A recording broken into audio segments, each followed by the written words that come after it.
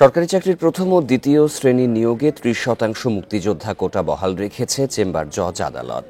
এ নিয়ে আপিল বিভাগের পূর্ণাঙ্গ বেঞ্চে শুনানি হবে ৪ জুলাই।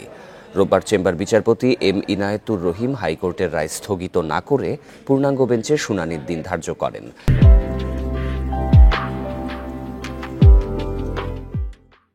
এর আগে প্রথম ও দ্বিতীয় শ্রেণীতে সরকারি চাকরিতে মুক্তিযোদ্ধা কোটা পদ্ধতি বাতিলের সিদ্ধান্ত অবৈধ ঘোষণা করে হাইকোর্টের রায় স্থগিত চেয়ে আবেদন করে রাষ্ট্রপক্ষ।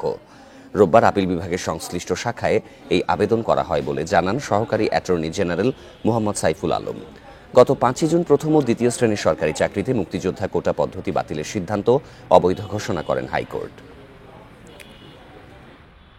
৪ জুলাই পর্যন্ত যে জাজমেন্টটা দিয়েছিল হাইকোর্ট সেটাকে অলরেডি বহাল রেখেছে, অর্থাৎ এই মুক্তিযোদ্ধার যে 30% কোটা সেটা আপাতত বলবৎ রইল ৪ জুলাই পর্যন্ত।